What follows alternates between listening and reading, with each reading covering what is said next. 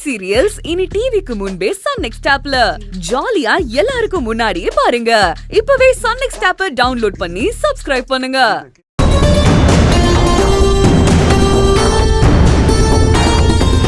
நந்தினி, இங்கேயா இருக்கிய? நான் உங்களை அங்கெல்லாம் தேடிட்டு இருந்தேன். என்ன நந்தினி, ஏன் முகம்லாம் இப்படி வாடி கிடக்கு? என்னாச்சு? சூர்யா சார் ஏதாவது சொன்னாரா? சச்ச, அதெல்லாம் இல்ல ஆனந்தி. நடந்த விஷயம்லாம் மனசுக்குள்ள திரும்ப திரும்ப ஓடிட்டே இருக்கு. ஆமா நந்தினி, இன்னைக்கு சாப்பாட்டு பொழுதோட எல்லாம் சரியாயிரும்னு நான் கூட நம்பிட்டு இருந்தேன். இப்படி ஆயிருச்சே. சுந்தரவள்ளி அம்மாக்கு சூர்யா சார் மேல வருத்தம் இருக்கு. ஆனா கோவம்னா அது என் மேலதான். அவங்களுக்கு என் மேலதான் ரொம்ப கோவம்னு நான் இத்தனை நாளா நினைச்சிட்டு இருந்தேன். ஆனா இப்போ பார்வதி அம்மா கிட்ட அவங்க பேசுறது நடந்துக்கிறதெல்லாம் பார்த்தா என்கிட்ட கோவப்படுறதெல்லாம் ரொம்ப கம்மின்னு தான் தோணுது. எனக்கும் பார்வதி மேடத்தை பார்க்கவே வித்தியாசமா இருக்குது. இத்தனை நாள் நான் பார்த்த பார்வதி மேடமா இதுன்னு எனக்கு தோணுது. ஒரு கம்பெனி முதலாளியா எங்க கிட்ட எல்லாம் கண்டிப்பா நடந்துப்பாங்க. திருவிழாக்கு கிளம்பி வந்ததுக்கு அப்புறம் சுந்தரவள்ளி மேடத்துக்கிட்ட அவங்க பேசுறது பழகிறதெல்லாம் பார்த்தப்போ ரொம்ப சந்தோஷமா இருந்துச்சு. என் கண்ணே பற்றும் போல இருந்துச்சு. ஆமா ஆனந்தி, சுந்தரவள்ளி அம்மா இவ்ளோ சந்தோஷமா சிரிச்சு பேசி நானும் இப்பதான் பார்த்தேன். நீ சொல்ற மாதிரி நம்ம கண்ணுதான் பற்றுச்சு போல இருக்கு. கண்ணும் இல்ல காதும் இல்ல, எதுவுமே அளவோட இருந்தாதான் கடைசி வரைக்கும் நல்லா இருக்கும். இல்லனா இந்த மாதிரி தான் நடக்கும். சார். எஸ் நந்தினி. பாசமா இருக்கிறது கூட தப்பா சார்? பாசமும் ஒரு அளவோட இருக்கணும்னு சொல்றேன். இங்க பாரு, எதுவா இருந்தாலும் எக்ஸ்ட்ரீம் லெவலுக்கு போகும்போது அது வேற மாதிரி தான் மாறும். ஃபார் எக்ஸாம்பிள், அளவுக்கு அதிகமா ஒருத்தர் சிரிச்சா என்ன ஆகும்? கண்ணில் தண்ணி வரும்ல, அதே மாதிரிதான் ரொம்ப பொறுமையா இருக்கிறவங்க ஒரு நாள் கோவப்படும் போது அது அவங்களோட உச்சமா இருக்கும்.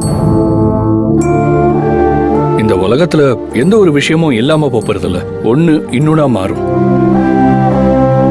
ரொம்ப அன்பா இருக்கிறவங்க கிட்டதான் ரொம்ப கோபமும் வெளிப்படும். அதுவும் சரிதே. இப்ப ரெண்டு குடும்பத்துக்கும் நடுவுல இருக்கிற குழப்பமும் சந்தோஷமாவும் நிம்மதியாவும் மாறிட்டா போதும் சார். இத பாரு, நீங்க ரெண்டு பேருமே இப்படி பேசிட்டே இருந்தீங்கன்னு வச்சுக்கோங்க, நந்தினி பசி அல்சராவே மாறிடும். நீ ஏன் சாப்பிடாம வந்த? வா, வந்து சாப்பிடு. வாரேங்க. நந்தினியும் எதுவும் சாப்பிடல, அதையும் கூட்டிட்டு போலான்னு வந்தேன். அப்படியே பேசிக்கிட்டே நின்னுபிட்டோம். Nandini, you always do this இல்ல? நீ எல்லாருக்குமே பார்த்து பார்த்து சாப்பாடு போடுவ, அப்படியே நீயும் சாப்பிட்டா என்ன Nandini? This is not fair. வா, வந்து சாப்பிடு, நான் உனக்கு சாப்பாடு போடுறேன். இல்ல சார். ஏன்? நான் இன்னைக்கு சாப்பிட முடியாது. ஏன்? இல்ல, எனக்கு வேண்டாம். ஏன் சாப்பிட முடியாது? உடம்பு எதுவும் சரியில்லையா? நான் வேணா கொஞ்சம் கஞ்சி வச்சு கொடுக்கவா? ஐயோ இல்ல ஆனந்தி, என் உடம்புக்கு ஒன்றும் இல்ல.